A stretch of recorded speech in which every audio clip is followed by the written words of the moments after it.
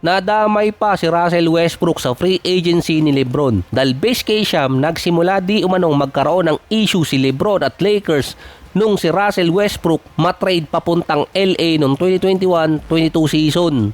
Pinagbigyan yung gusto ni Edith ni LeBron na kunin si Westbrook kumpara sa gusto ng management na si Buddy Hield. Pero hindi naman malinaw kung bakit doon nagsimula na magkaroon talaga ng lamat yung relationship ni LeBron at Lakers. Kasi pagkakaintindi ko lang sa write-ups na yun at sinabi ni Sham, parang hindi na sinusunod ng Lakers yung gusto ni LeBron dati pa. Base pa kay Rich Paul, hindi na masaya si LeBron sa Lakers kaya biglang nagbago yung isip niya at hindi na nakipag-meet sa LA para tingnan ang magiging offer ng team at lilipat na lang din siya sa ibang team. Si Russell Westbrook muna na going 38 years old na ngayong season at meron dalawang team ang interesado sa kanya, ang Minnesota at Miami. Pero nilalaban ng mga fans sa OKC na gayahin ng team yung ginawa ng Toronto. Si Kyle Lowry pipirma ng one-day contract para sa kanyang retirement kasi bumalik na rin doon si Kawhi. Ang OKC naman nagsimula na ang kanilang title run at pagiging contender nung tinrade nila si Russell Westbrook noong 2019 off-season. Kaya sandamakmak na draft picks ang nakuha ng OKC. Kasama pa doon yung kay Paul George. Kaka-champion lang din ng Raptors nung itinrade nila itong si Russell Westbrook at si PG. 7 years ago or noong 2019, naglipatan din yung iba mga star player katulad na nangyari ngayong 2026 off-season. Kaya yung mga fans, iniingganyo si Sam Presti na papirmahin si Westbrook ng 1 taong kontrata para sa kanyang retirement or possible huling taon niya sa NBA. Ang Thunder puno na ang kanilang roster, parang hindi nga masyadong nagalaw. May nawalang dalawa si Wiggins at si Isaiah Joe kaso may papalit naman na bago. Lagpas pa rin sa tax apron ng Thunder. So hindi si Sam Presti ang deciding factor doon para makabalik si Westbrook sa retirement niya, kundi ang team owner. Sila kasi magbabayad ng tax. Pero so far, pwede kasing mag-sign si Westbrook ng minimum contract. Yun nga lang, walang roster spot sa ngayon dito sa Thunder. Si LeBron naman para naging Giannis dahil happiness na yung hinahabol. Ganon din yung kay Giannis sa Milwaukee Bucks. Nilagay yung dalawang kapatid niya para sumaya siya. At naubos yung asset ng Bucks dati kakamiting dito kay Giannis. Nabuti nabawi pa. Ang Cavaliers naman nagre-ready ng isang spot para kay Bronny. Na kapag pumunta sa kanila si LeBron, makikipag-trade ng Cavaliers sa Lakers para kunin si Bronny at magsama silang dalawang mag-ama. Hindi pa nagmamadali ang kampo ni LeBron na pumirma sa mga team. Base kay Sham, 6 na teams ang mostly makakakuha sa kanya. Either Cavaliers, Miami, Denver, Golden State, Philadelphia at Minnesota.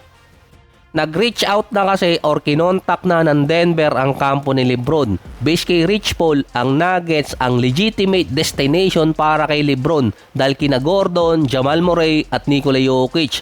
Sinabing close din ni LeBron at ni Rich Paul ang Kroenke family, ang may-ari ng Nuggets.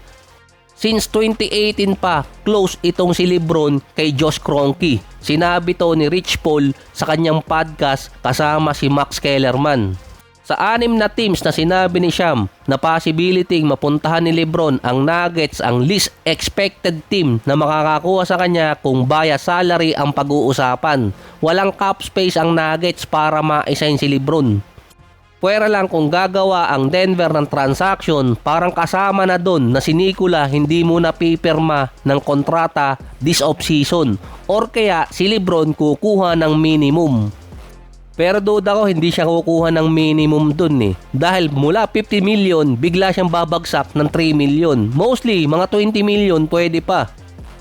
Dahil merong rule ang pumipigil kay LeBron na mapunta agad sa Denver Nuggets. Kaya nga sabi ni Rich Paul, kailangan muna nila na magbawas ng player or gumawa ng transaction. Lagpas kasi sa first tax apron yung Denver.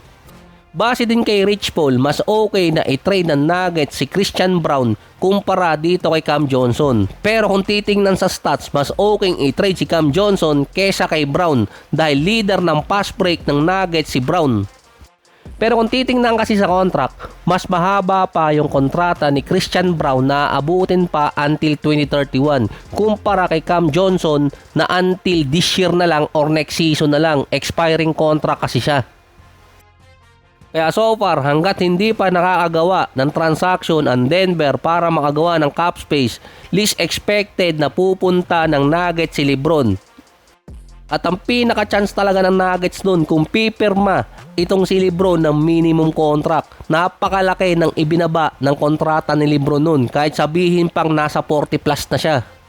Base pa kay Rich Paul, oras na ibinalik si Peyton Watson sa Nuggets, magiging deciding factor yon kay LeBron at kay Rich Paul na piliin ng Denver. Pero same problem pa rin, walang cap space ang Nuggets para isign si LeBron ng above minimum. Nung tiningnan ko din ang cap space ng Nuggets, lagpas sila ng mahigit 7 million sa kanilang first tax apron. May rule dun na hindi sila makakapag-sign ng player kung ang kontrata niya nung nakaraan ay lagpas 15 million pataas. Based din kay Sham, kasama kasi ang Minnesota na pwedeng landing spot ni LeBron. Via contract, mas may chance ang Minnesota kumpara sa Denver Nuggets dahil hindi pa sila lagpas sa first tax apron. By July 7, dun kasi ma-execute ang mga trade na ginawa ng Minnesota at mga signee. Dun din makikita kung meron pa silang cap space at sapat na tax apron para ma-assign si LeBron.